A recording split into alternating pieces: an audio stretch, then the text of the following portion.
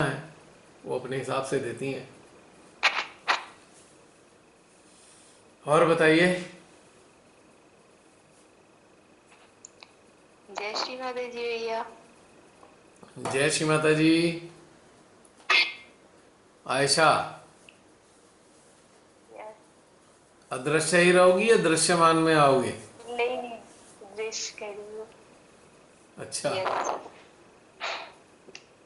हाँ, हाँ। बताइए अपनी journey since the very first day मेरी। Till today. यस। एक्चुअली मेरी जर्नी कब स्टार्ट हुई, कब मैंने रियलाइजेशन लिया, तो वो मुझे प्रॉपर याद नहीं है। बट जिस समय मैं आत्मा से जुड़ी हूँ उस समय से मुझे याद है, क्योंकि हमारी जर्नी एक्चुअल में उसी दिन स्टार्ट हुई थी। हम्म। और जब रियलाइजेशन मिला था तो उस समय तो कर्म कांड कर रही थी ना, वो भी डरते डरते। खुद से कुछ नहीं था कि पहले मुझे ये करना है, ये करना है, दिस दैट, और तभी जाकर पूजा में बैठना है। और फिर भी मुझे ना ये सहज योग में तो बुलाया गया था ताकि हम अपने अंदर को जान सके, अपने अंदर की एनर्जी को महसूस कर सके। बट सेंटर पे मुझे वो सारी चीज महसूस नहीं हो रहे थे, और कहीं ना कहीं मैं खोज रही थी उस चीज को। और फर्स्ट टाइम जब आपसे मुलाकात हुई तो पता नहीं, मैं आपको नहीं जानती थी, और लेकिन फिर भी एक अजीब सी खिंचाव सी महसूस हुई थी मुझे। हृदय में एक बहुत ही प्रेशर सा फील हुआ था उस फर्स्ट टाइम, शायद आपको याद होगा। और कहाँ पे? बोध गया। फिर। बोध गया में शायद। हाँ। यस। तो वहाँ हमारी मुलाकात हुई तो मुझे लगा कि कुछ तो है, कुछ तो है, मतलब कुछ अपनापन सा फील हुआ था, और लगा कि शायद हम बहुत सदियों से जानते हैं आपको। और फिर जब उस दिन जब आप गुरुद्वारे में हमें रियलाइज कराया, अपने हृदय से मिलाया, अपनी आत्मा से, वहां पे थोड़ा कंपन सी फील हुई। उस दिन बहुत अच्छा था। और उस दिन हमारा जन्म हुआ, एक्चुअली में मैं आत्मा को जान पाई। और लगातार प्रैक्टिस करते हुए धीरे धीरे उस चीज को फील कर पाए। और जब ये जूम सेशन जब से स्टार्ट हुए तो उस समय से तो हमें हमारे अंदर काफी परिवर्तन हुए। सबसे हमें सबसे ज्यादा हमें प्रेम के वास्तविक मर्म को समझने का एहसास हुआ। वैसे प्यार प्रेम सभी लोग जानते हैं, लेकिन वास्तविक मर्म जो बहुत ही सूक्ष्म है, जो हमें परमात्मा से मिलाते हैं, उनके एहसास कराते हैं, उस चीज को समझने का हमें मौका मिला जूम सेशन में। बहुत ही सूक्ष्मता के साथ, और हर चीज में स्वीकारता की भावना आई हमें, जैसे कि हमें स्थिर कर दिया गया। मतलब कुछ बहुत ही अच्छी फीलिंग आ रही थी। और इस पूरे साल में जून सबसे इम्पोर्टेंट डे था। पूरे एक साल जैसे कि पूरा सब चीज लॉकडाउन में सब कुछ बंद था, लेकिन हमारे अंदर के सिस्टम पूरी तरह धीरे धीरे ओपन हो रहे थे। जो हम नहीं फील कर पाए थे कभी, वो फील हो रहे थे। और बहुत ही सूक्ष्म सूक्ष्म परिवर्तन मैंने फील किया। और सबसे ज्यादा इम्पोर्टेंट ये है कि आज मैं जिस स्थिति में हूँ, अभी जो मैंने कंपैरिजन किया फर्स्ट डे एंड अभी जो स्थिति है हमारी, वो काफी पहले, अभी काफी स्ट्रांग है, मतलब बहुत अच्छा है। और प्रेम से भरा हुआ है, और बहुत अच्छा है। वेरी गुड, वेरी गुड, आपने बताया, बहुत अच्छी बातें हैं। यस। और कोई खास बात जो आपको माने अपने अंदर हमें। महसूस हुई हो आयशा?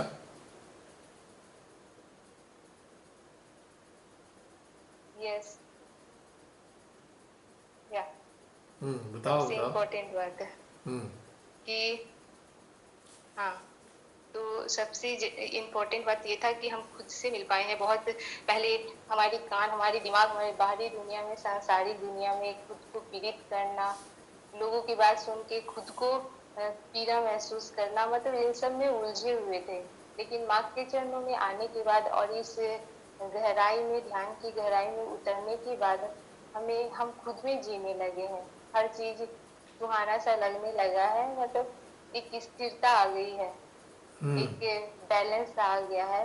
और अब वो एहसास नहीं होते, हमारे चित्त इधर उधर भटकते नहीं है। एनी टाइम हमारे सहस्त्रार हृदय और डायरेक्ट परमात्मा के चरणों में कनेक्शन बने रहते हैं हम।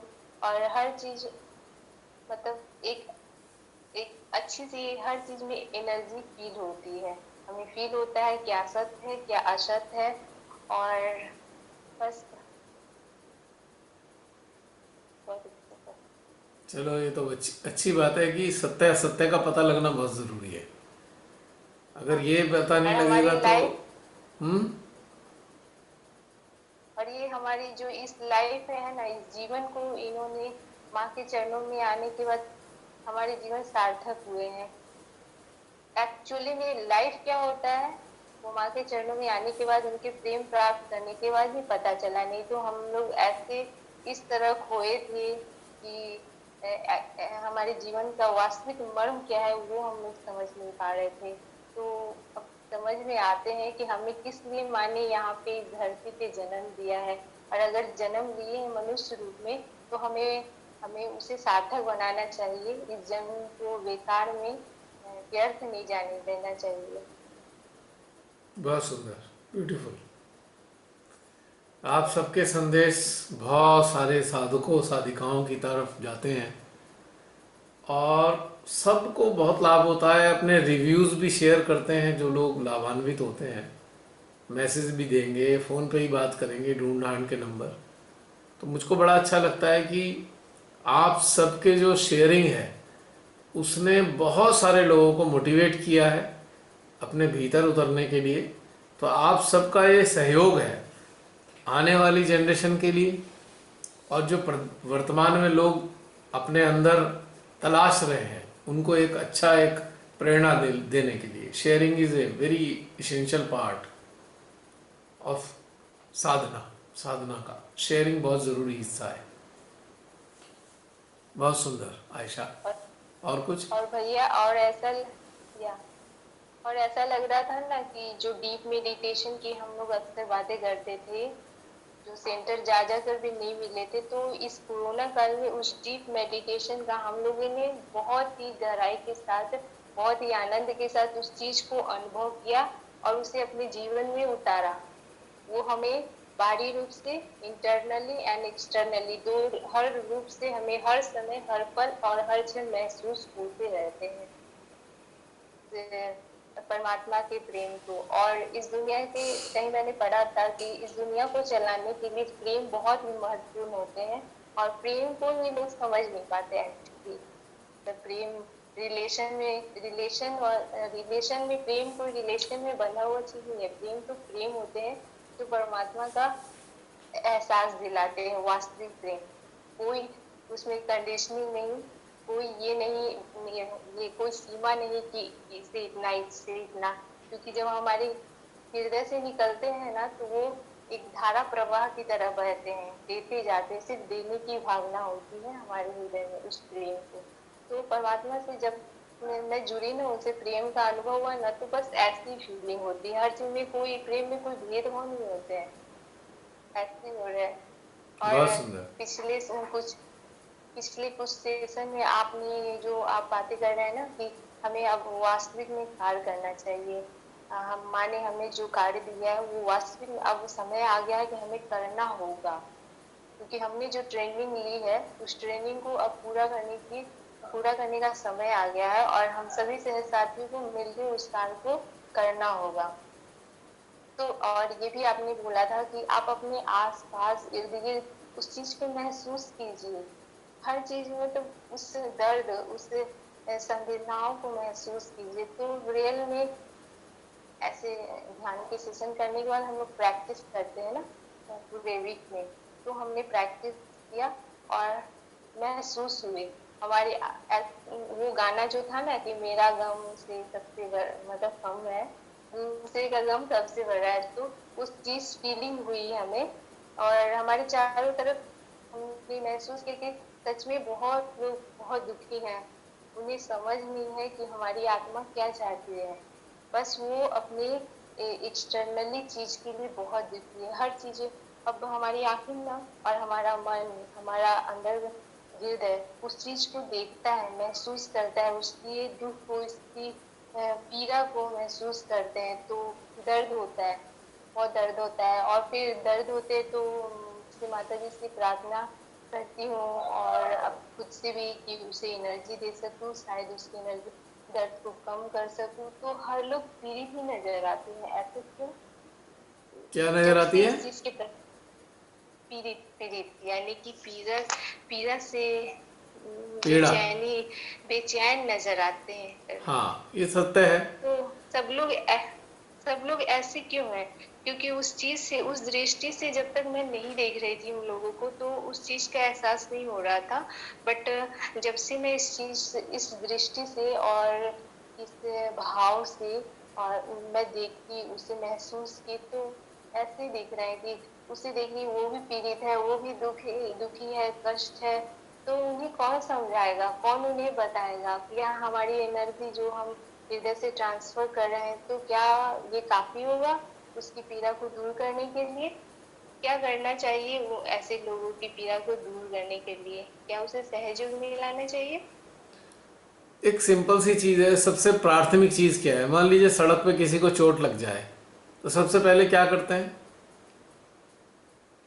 बैंडेज लगा, फर्स्ट एड देते हैं। नहीं उसे, फर्स्ट एड देते हाँ हैं अगर संभव है, या किसी हॉस्पिटल में ले जाएंगे उसको कि भाई ठीक है, इसको थोड़ा मरहम पट्टी कर दो।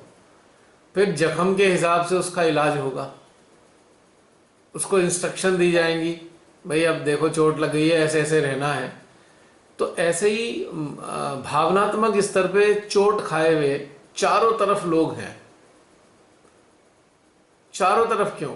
हम लोग भी वही हैं, हम लोग भी उनमें से एक रहे हैं एक समय में।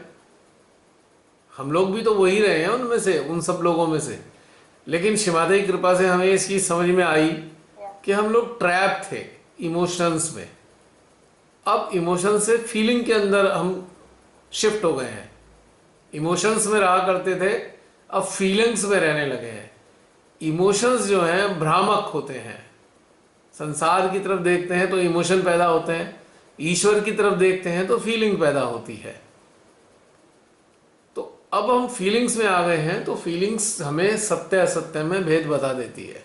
फीलिंग्स ही हमें क्षमता दे रही है कि हम ये देख पा रहे हैं कि वास्तव में लोग बहुत पीड़ित हैं। अब उनके लिए हमें क्या करना है? उनके लिए हम सबसे पहले एक ही काम कर सकते हैं कि परमेश्वरी के प्रेम को उनके हृदय तक पहुंचाएं।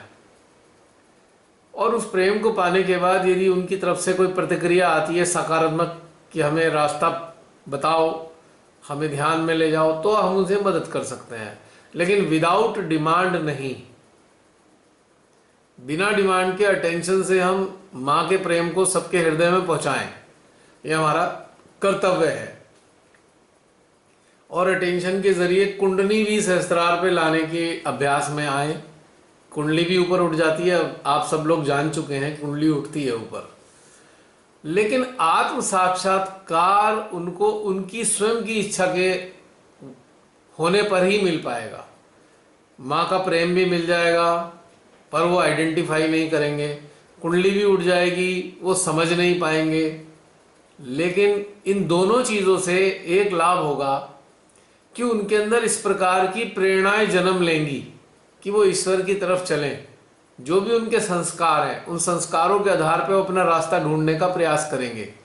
श्री माता जी का कार्य शुरू हो जाता है कि वो जो रास्ता ढूंढ रहे हैं उन्हें रास्ता मिलवा दें। यहाँ पे श्री माता जी का कार्य होता है।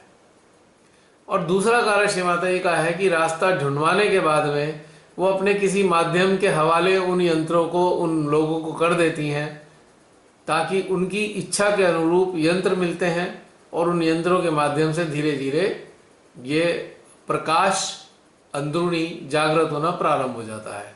और जब अंदर का प्रकाश जागता है ना, पीड़ा तो तभी खत्म होती है ना, उससे पहले पीड़ा कभी खत्म नहीं हो सकती। तो ये रास्ता इस तरीके से होके गुजरेगा। तो पहला प्राथमिक कर्तव्य यानी कि फर्स्ट एड क्या है? फर्स्ट एड है किसी को भी हृदय में मां के प्रेम को पहुंचाना। दूसरी सपोर्ट क्या है? मरहम पट्टी कराना। मरहम पट्टी कि चलो भाई ऐसा कर लो, ऐसा कर लो, कुंडली उठाना यानी कि उनको सेल्फ हेल्प में लाना। कुंडली उठाने का मतलब है उनको सेल्फ हेल्प में ले आना, या उनकी सेल्फ हेल्प जो है एक्टिवेट कर देना। उसके बाद श्री माता जी के रास्ते बहुत मिल जाते हैं, अपने तरीके से वो ले आती हैं। अब किसको लाएंगी वो उनका काम है, हम नहीं जान सकते वो किसको लाएंगी अपने चरणों में, किसको सहज में लाएंगी हम नहीं जान सकते इस बात को। हम ये काम कर सकते हैं। और कोई हमसे जानना चाहता है कि हम बड़े दुखी हैं, कोई रास्ता बता दो, तब भी हम उन्हें बता सकते हैं। पर एक बात याद रखनी चाहिए, बिना डिमांड करे हमें कुछ भी नहीं जबरदस्ती करना है, और ना ही सहज का विज्ञापन करना है। सहज के जो विज्ञापन थे जब साक्षात श्री माता जी के पब्लिक प्रोग्राम होते थे तब आवश्यक थे,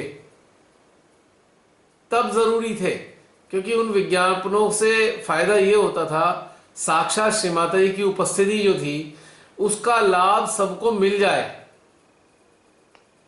तब विज्ञापनों की आवश्यकता थी, यानी कि पोस्टर छपवाना, मीडिया में सूचना दे देना, टीवी पे बता देना माँ का प्रोग्राम होने वाला है। लेकिन आज की स्थिति क्या है, आज जो जुड़ेंगे सहजी वो आपको देखकर जुड़ेंगे, विज्ञापन से नहीं जुड़ने वाले। यदि आप ट्रांसफॉर्म हो रहे हैं, आपका एनर्जी फील्ड बढ़ रहा है, तो आपके माध्यम से श्री माता के चरणों में आएंगे। आज विज्ञापनों की आवश्यकता नहीं है, इसमें समय व्यर्थ करना बेकार है। ये हमारा मानसिक स्तर की सोच है कि हम सारी दुनिया को बता दें, अखबार में छपवा दें तो लोग सहज में आ जाएंगे। नहीं, माँ की साक्षात उपस्थिति उन्हें ला सकती थी आसानी से, आज तो आपके अंदर के जो एनर्जी फील्ड हैं वो ला सकते हैं। हालांकि वो भी एनर्जी फील्ड श्री माता जी की ही है, लेकिन माध्यम से आपके कार्य करेंगे। अब वो विज्ञापनों वाला समय चला गया है। अब तो सारा फोकस करना चाहिए स्वयं को ऊपर उठाने में, स्वयं को उन्नत करने में। जितने आप उन्नत होते जाएंगे उस उन्नति के आधार पे आपसे वो यंत्र श्री माता जी मिलवाएंगी जो उसके हकदार हैं, उस उन्नति के हकदार हैं। तो एक नया फेज शुरू हो चुका है अब ये। अब आत्म साक्षात्कार तो मिलेंगे, लेकिन गिने चुने स्तर के लोगों को, जो खोजी थे आज उनको मिलने हैं, जो एक्चुअल खोजी हैं, जिन्हें गहनता पानी है। और वैसे विज्ञापनों के आधार पे ऐसे भी लोग आएंगे जिन्हें बीमारी ठीक करनी है, ठीक करनी है, वो ठीक करनी है, उससे कोई लाभ नहीं होने वाला। वो यंत्रों में परिवर्तित नहीं होंगे, वो बेनिफिशरीज होंगे जो बस इससे लाभ उठा सकते हैं, लेकिन श्री माता जी के मतलब के लोग नहीं हैं वो। तो इस पे फोकस नहीं करना चाहिए, विज्ञापन कर दें जिससे लोगों की भीड़ इकट्ठी हो जाए कि हाँ हम बता दें उन्हें, देखो हम सहज में आए, हमें बीमारी ठीक हो गई, हमारे को पैसे मिल गए, या हमारा काम धंधा चल गया, या हमारी नौकरी लग गई। ये सब बातें फजूल की बताने की पहले भी हालांकि जरूरत नहीं थी, आज तो बिल्कुल भी जरूरत नहीं है। क्योंकि वास्तविकता क्या है कि आपके और हमारे माध्यम से लोगों को गहनता में उतरना है, तो उनको लालच दे के क्या करेंगे। ग्रीडी लोगों की जरूरत नहीं है आज एक्चुअल सीकर्स की जरूरत है, जो परमात्मा से प्रेम करते हैं, उनका रिप्रेजेंटेटिव बनना चाहते हैं, उनकी प्रतिनिधि बन के संसार की सेवा करना चाहते हैं। आज उनकी आवश्यकता है एक्चुअली। जैसा तुमने बताया संसार के सभी लोग पीड़ित हैं, तो पीड़ित जो लोग हैं उनको राहत पहुंचाएंगे माध्यम, और वो तब राहत मिलेगी जब वो उनके अंदर रुचि जागेगी। तो सीधी सच्ची बात है ये।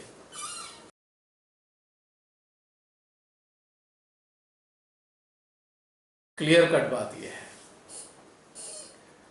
तो अटेंशन से हमें काम करना सबसे पहला काम है। The first duty is to channelise pure vibration from our heart to others heart. Second, raise their kundali. Third, if they show interest, then tell them how to meditate. Don't tell anyone chakras, nadi, don't tell. Clearing, कुछ नहीं. How to meditate. Help them in establishment of their meditation. First. तीसरा चरण हो गया। चौथा चरण में अब आगे कैसे बढ़े, चौथे चरण में ये भी बता सकते हैं। और वो जैसे जैसे उनकी इंटरेस्ट बढ़ेगा वैसे वैसे आपका बताना पड़ेगा। तो ये करना है बस। मेरे मेरे अंतर में तो यही आता है, इससे ज़्यादा कुछ नहीं आता कि इसको एक्सपेंड कैसे करना है। अपने आप को ऊपर उठा के एक्सपेंड करना है।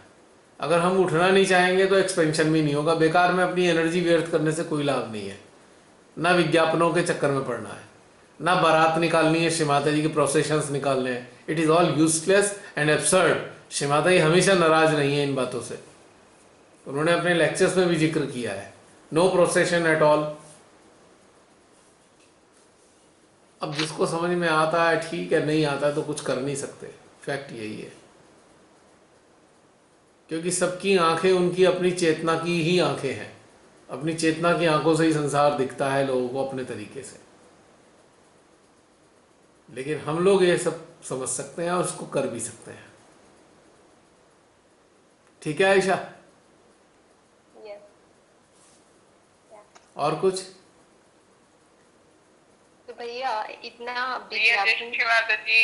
एक सेकंड, एक सेकंड, इतना आयशा को जरा अपनी बात खत्म करने दीजिए। हाँ जी, हाँ आयशा। तो लोग इतना विज्ञापन करने में समय व्यतीत करते हैं, तो उतना अगर खुद के उत्थान के लिए किया जाए तो वो बेहतर होगा ना। 100%। आज का टाइम ही यही है इस वक्त का। तो ये दिखावे का क्यों करते हैं? उन्हें पता है ना, क्योंकि वो भी तो सहज युग में है ना। तो क्या उन्हें पता नहीं है? क्योंकि सहज युग में काफी पुराने पुराने कहने वाले खुद को कि मैं 25 साल से हूँ, 26 साल से हूँ, मुझे बहुत नॉलेज है। तो क्या उन्हें इस चीज का भान नहीं होता है? देखो आयशा, जिसको भान होगा वो ट्रांसफॉर्म होगा, जिसको भान नहीं होगा वो ट्रांसफॉर्म नहीं होगा। Clear cut. आप यदि शीशे के सामने खड़े होते हैं और आप शीशे के सामने खड़े होकर अपनी तरफ देखते हैं तो आपको लगता है अरे अरे यहाँ पे स्पॉट है, मेरा कपड़ा खराब है, मेरे बाल ठीक नहीं है, तो आप उसे ठीक करते हो। यदि आप शीशे के सामने खड़े होकर भी अपनी तरफ दृष्टि नहीं करेंगे तो आपको भान नहीं होगा, और भान नहीं होगा तो ठीक भी नहीं होगा। क्लियर कट बात है ये। Yes, 100%। अगर शीशे के सामने खड़े हैं तो सचेत होना चाहिए, वरना शीशे के सामने खड़ा होना भी व्यर्थ है। तो शीशा और सहजयोग एक ही बात है।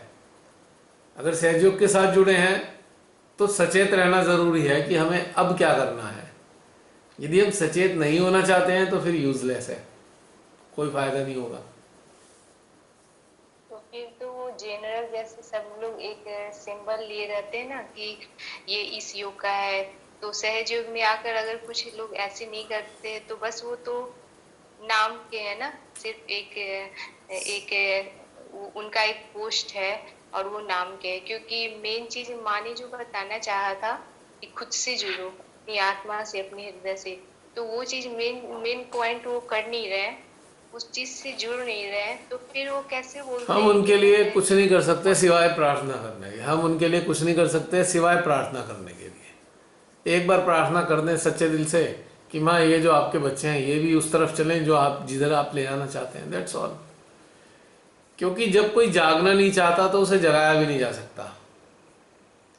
आप जगाओ भी उसी सकते हो जो कहे, सोते हुए कहे कि भाई मुझे 5 बजे उठा देना, अगर आप उठ जाओ तो मुझे उठा देना, तभी आप उसे 5 बजे उठाओगे। जो कहे भाई मुझे हाथ मत लगा देना, अपनी मर्जी से उठूंगा, तो फिर आप उसे छेड़ते भी नहीं हो। तो मर्जी अपनी चलती है। मर्जी को पैदा नहीं किया जा सकता, मर्जी अपनी होती है या नहीं होती। You cannot generate. ये तो अंतर्निहित है ना, मर्जी जागृत होना है या नहीं होना, ये अंतर्निहित है। और जो जिज्ञासु हैं उनके अंदर ये सब चीजें अपने आप आ जाती हैं। जो बस सोचते हैं अरे भगवान जी बस हमारा भला कर देना, काम धंधा चलवा देना, बच्चे बच्चे जो हैं सब सही रहें, और जो है बस सब सब परिवार बढ़िया रहे, उनका कुछ नहीं हो सकता भाई। ध्यान में आगे नहीं बढ़ पाएंगे। हाँ, भगवान जी उनका भला कर सकते हैं, वो उनकी मर्जी है।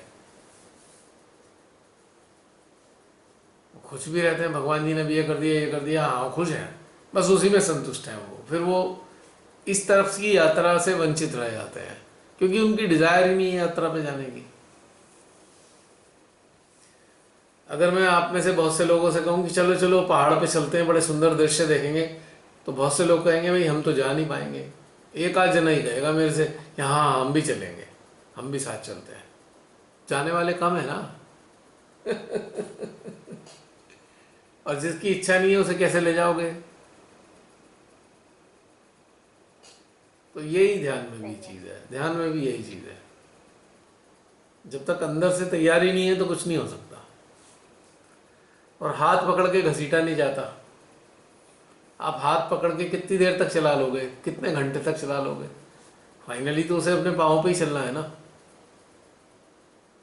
कोई गड्ढे में गिरा हो तो एक बार को हाथ पकड़ के बाहर खींच लो, लेकिन अगर जमीन समतल है तो उस पर अगर चलाना हो तो चलो थोड़ी देर आप चला भी लोगे घसीट के, लेकिन कब तक चलाओगे? जब तक वो खुद ही नहीं चलना चाहेगा। तो exactly in the same in meditation, अंदर से अगर इच्छा है कि हमें ऊपर उठना है तो ऊपर उठेंगे, वरना नहीं उठ पाएंगे। ये बात तो तय है, क्योंकि चमत्कारिक रूप से कोई ऊपर नहीं उठता। ये तो एक अभ्यास है। चिंतन, मनन, साधना, अंतरावलोकन और अंतरावल विश्लेषण, ये सब एक अभ्यास है। ये चमत्कारिक रूप से नहीं होता कभी भी। It is share practice, it is not a miracle. तो ये है, सबकी अपनी इच्छा है। और बताइए, हो गया? और एक बहन अभी पीछे से बोल रही थी आपके पीछे, कौन थी बहन? बताइए। भैया भैया जय श्री माता जी, मैं रितु बोल रही थी, और मैं इसलिए बोल रही थी ये मोबाइल की बैटरी गई।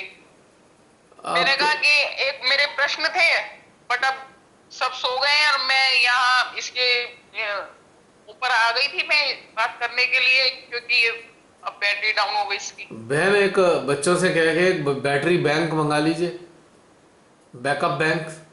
ज़्यादा महंगा नहीं आता, 600-700 रुपये का आ जाता है बैटरी बैंक जो है, तो उस वक्त ये काम आएगा। जी जी भैया, एक्चुअली मैं जी जी जी, वो एक्चुअली मैं नोएडा ही रह गया भैया। अच्छा जी, तो अभी अभी वही तो बात चल रही थी बहन की, यात्रा पे चल रहे हैं तो हमें सचेत होना है कि हमें क्या क्या चीज़ साथ रखनी है यात्रा में। सही कह रहे हैं, सही कह रहे हैं आप। ये जिम्मेदारी हमारी है कि हम यात्रा पे जा रहे हैं तो हम देखें हमारे को यात्रा में किस किस चीज़ की आवश्यकता पड़ेगी। जी जी जी, चलिए कोई बात नहीं, नेक्स्ट टाइम सही। लास्ट में जी जी जी, जो लास्ट में काफी सारे प्रश्न हुए थे ना भैया। हाँ जी। तो उसमें से मुझे एक प्रश्न मेरा ये था कि जैसे किसी दूसरे व्यक्ति ने हमें मान लो कुछ कहा जी। तो वही बात एज इट इज, मतलब जो भी उसके शब्द हैं, हमने अपने जो हमारे क्लोज में हैं उनको हमने ये बताई, जी। तो क्या ये निंदा हुई? मतलब समझा नहीं, दोबारा जरा निंदा हुई क्या बताइए, भैया? दोबारा बताइए एक बार। जो क्वेश्चन में श्री माता जी ने आपके द्वारा रखवाया था ना कि अब हम अपना उत्थान आत्मिक जो कर रहे हैं, तो क्या हम किसी की निंदा या वो तो नहीं कर रहे हैं? तो मेरा प्रश्न ये था कि जैसे सामने वाले ने हमें कुछ कहा, अभी ये घटित हुआ, तो जी। मैंने जो मेरे अपने क्लोज में है, मैंने एज इट इज उनको वही चीज मतलब बताई। तो मेरा प्रश्न ये है कि क्या ये निंदा है? नहीं, मेरे ख्याल से निंदा इसे तो नहीं कहते। निंदा तो इसे कहते हैं दो चार जने इकट्ठे हो जाएं और किसी की पीठ पीछे बुराइयां करना शुरू कर दें। अच्छा, अगर आपको किसी ने हर्ट किया है तो आपसे सहा नहीं गया, तो उस हर्ट वाली बात को आपने किसी तक पहुंचा दिया, तो ये निंदा तो नहीं कहलाती, एटलीस्ट शेयरिंग है कि आपने अपनी पीड़ा को शेयर किया। अच्छा अच्छा, ये मेरा एक डाउट था जो मैंने कहा। निंदा तो उसे कहते हैं कि बेसिकली निंदा किससे होती है, आप ये भी समझ लीजिए। निंदा बेसिकली ईर्ष्यावश होती है। हमें किन्हीं लोगों से ईर्ष्या है, अच्छे लोग होते हैं जी जिनसे हमें ईर्ष्या हो गई, अब हम उसकी निंदा कर रहे हैं, जिससे कि वो जो ईर्ष्या है, हाँ, ईर्ष्या के कारण हमारे मन को थोड़ी राहत मिल जाएगी निंदा करने से। अच्छा, बट हाँ, ये जो मैंने आपसे अभी पूछा, तो ये निंदा नहीं है, ये नहीं, मतलब मेरा शेयर हुआ ये उनसे तो जो मेरे क्लोज में है। आपको बहुत, मान लीजिए आपको तकलीफ हुई, उस तकलीफ को आपने जी शेयर किया है, दैट इज नॉट निंदा। जी। क्योंकि ओके। आपको चोट लगी है और आप चोट जी अपनी जी। दूसरे के साथ शेयर करोगी थोड़ी सी राहत लेने के लिए। निंदा तो ईर्ष्यावश होती है, निंदा के पीछे तो ईर्ष्या कार्य करती है। जी। ईर्ष्यालु लोग ही निंदा करते हैं। अच्छा। हाँ। चलो, ये डाउट क्लियर हो गया आपके द्वारा। नहीं, खैर मेरे को एक। मेरे को ज़्यादा समझ तो नहीं है, पर जो महसूस होता है वो मैं आप लोगों से शेयर कर देता हूँ। हो सकता है भैया किसी किसी ये और के कुछ और विचार हो। हाँ ऐशा।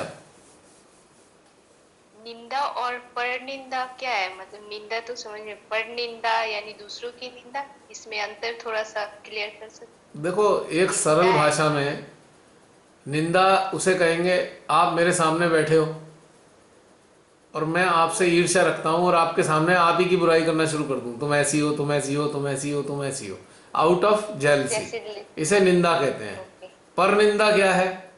वो बंदा प्रेजेंट है नहीं, पर पीठ पीछे हम कर रहे हैं पर निंदा, दूसरों की बुराई कर रहे हैं। हम जैसे कहते हैं ना, बुराई रस। आजकल मैं देखता हूँ बहुत सारे लोगों को बड़ा चस्का है बुराई रस का आनंद लेने का। 4 6 जने इकट्ठे हो जाएंगे और किसी एक इंसान को पकड़ लेंगे। जनरली वो जो इंसान होगा वो अच्छे गुणों वाला होगा, मतलब, और वो अपने अंदर इन्फिनिटी महसूस करते होंगे और उन्होंने उसकी बुराई करनी शुरू कर दी, जिसे पर निंदा कहते हैं। और निंदा में क्या होता है कि सामने वाला उपस्थित होता है, सामने उपस्थित है और हम उसके सामने ही निंदा कर रहे हैं कि तू ऐसा, तू ऐसा, तू ऐसा, तू ऐसा। हालांकि निंदा दोनों ही कंडीशन में कर रहे हैं, लेकिन पर निंदा में हो गया एक तरीके से पीठ पीछे हो गया। हाँ, निंदा के पीछे एक फैक्टर है जो मैंने अभी बताया, जेलसी। जेलसी डोमिनेट करती है और वो निंदक को निंदा को निंदक बनाती है। निंदा के जरिए निंदा करता रहता है वो लगातार, क्योंकि उसे अंदर इंफीरियर महसूस हो रहा है अपने आप को। ये डिफरेंस है दोनों में। और अगर भैया हम सामने वाले जो हमारे सामने मतलब साक्षात है, और हम उनकी और हमारी वार्तालाप चल रही है, और उसमें हमने उनको बताया, कहा कि भाई आप में ये वाली बात है, मतलब ये सत्य और असत्य की है, तो ये तो निंदा नहीं हुई ना, जो सामने ही प्रत्यक्ष नहीं, रूप से बिल्कुल वो निंदा नहीं है। वार्तालाप।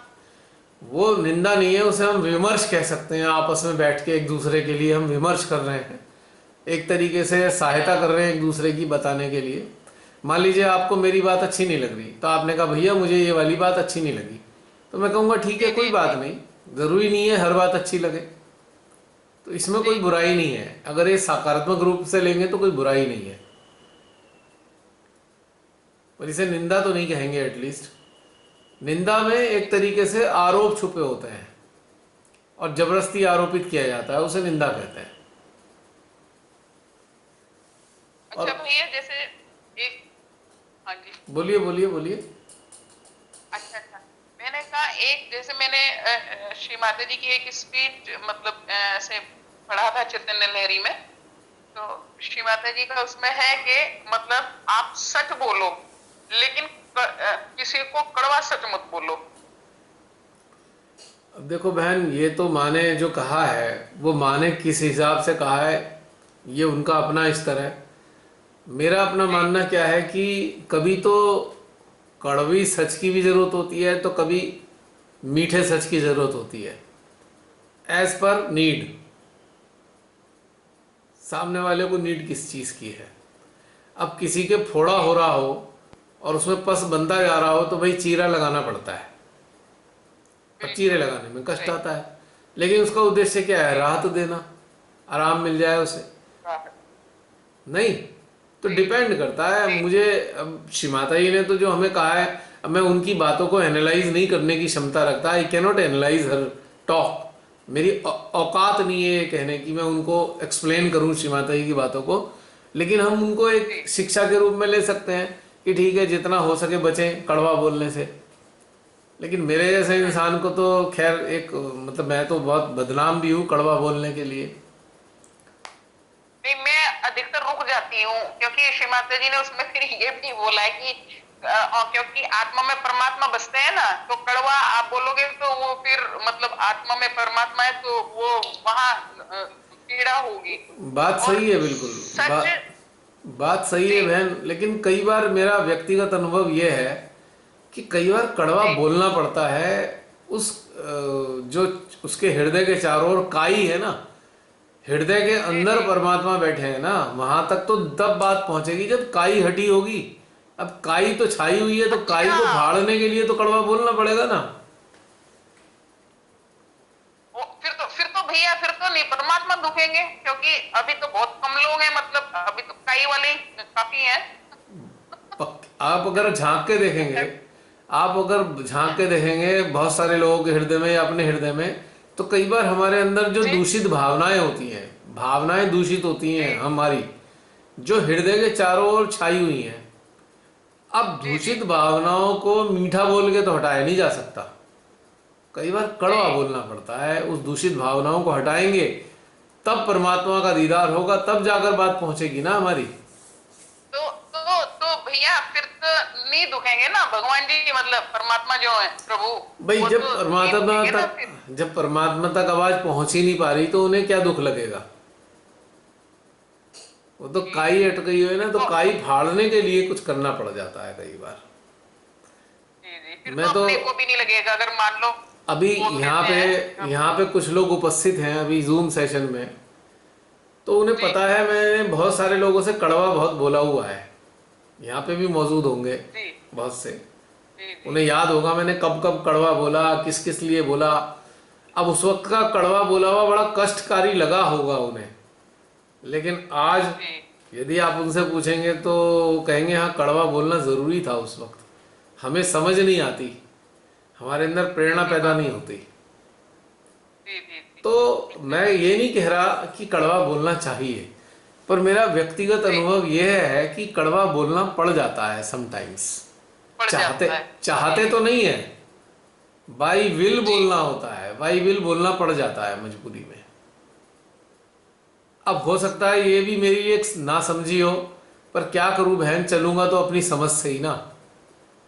अब सीमाता जी ने तो हमें बहुत ऊंची ऊंची बातें बताई हुई हैं, पर हमारी जी समझ जी इस स्तर की है नहीं हम उनकी ऊंची बातों को आत्मसात करके अपने जीवन में उतार पाए। तो इसलिए मैं सीमाता जी की बातों की रेफरेंस देने से थोड़ा बचता हूँ, क्योंकि हमें जी जी अपने जी स्तर की चीज़ों को ही अपनाना चाहिए और कोशिश करनी चाहिए जो माँ ने गाइडलाइन दी है उसको हम पालन कर पाएं।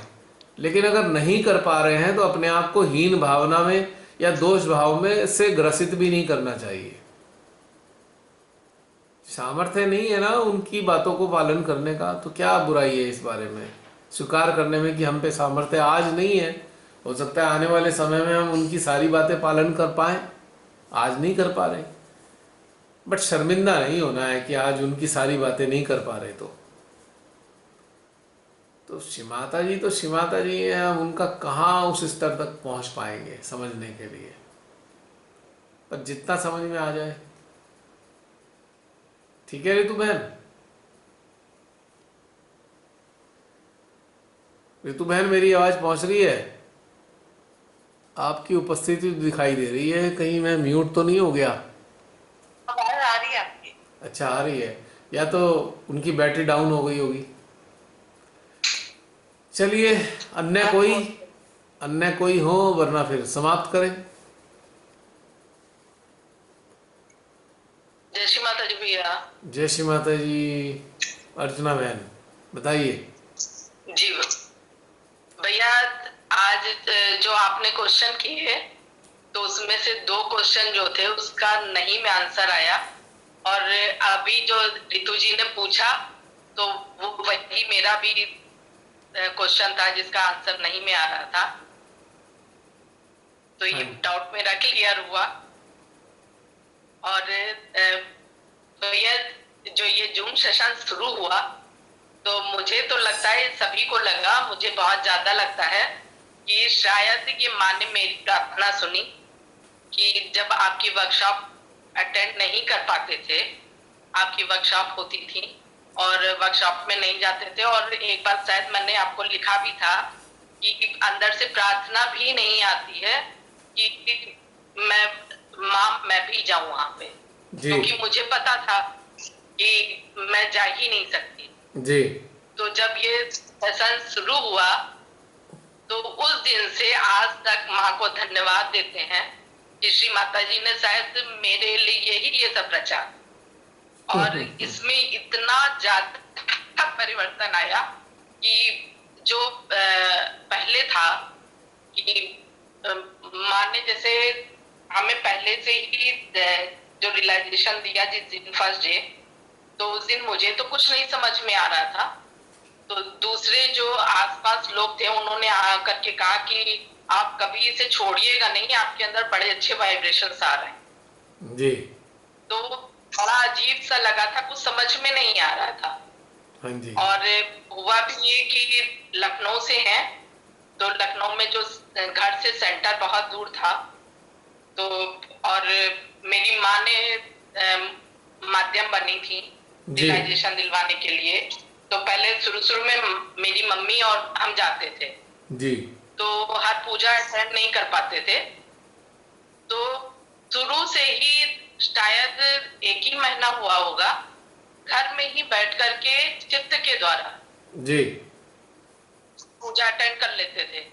हाँ जी। मगर वो था जो स्टार्टिंग हुई थी वो कल्पना से हुई थी जी। और फिर आपसे 2011 में मिले जी। तो उससे बहुत कुछ परिवर्तन आया मेरे जीवन में। मेरी 5 साल हो गई थी शादी की और हम यहाँ आ नहीं पा रहे थे। आप ही ने मुझे बताया कि अपने हस्बैंड के हृदय पे जा करके वर्क करना है और उनसे बोलना है कि आपके लिए जरूरी है, और शायद मैंने 15 दिन ही काम किया था और यहाँ पे भूटान आ गए जी।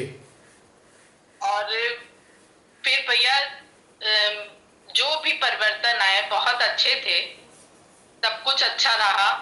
मेरे साथ बहुत उतार चढ़ाव आए और इतनी परेशानियों में भी जैसे माँ का प्यार में कमी हमने कभी भी नहीं पाई जी। और अब तो इसकी ये हो गई है कि अगर परेशानी होती भी है तो अंदर से प्रार्थना ये नहीं निकलती है कि माँ अब क्या होगा कैसे होगा, मन में बस ये आता है कि माँ मेरे साथ है, जो कुछ होगा। बढ़िया है, विश्वास बन गया है। बहुत सुंदर, बहुत अच्छी बात है बहन। बढ़िया है, विश्वास होना ज़रूरी है श्री माता जी पे, क्योंकि विश्वास ही शक्ति है और विश्वास ही सत्य है, और विश्वास से ही सारी हमारे भीतर की सारी चीज़ें जागृत होती हैं। अगर विश्वास ना हो तो ये चक्र भी काम नहीं करेंगे, नाड़ियाँ भी जागृत नहीं होंगी, आत्मा भी नहीं जागेगी। भैया एक चीज और हुई है कि जो जल क्रिया है या जो भी क्रियाएं हैं वो पहले जो होती थी, तो पहले था कि पूजा तो माने दी चित्त के द्वारा, मगर वो होता यही था कि वो जिस तरीके से एक के बाद एक क्रिया करनी है उस तरीके से करते थे। अब मेरा ये हो गया है कि जल क्रिया की तरफ मेरा मन ही नहीं जाता है बिल्कुल भी, चाहे जो जितना भी कह ले।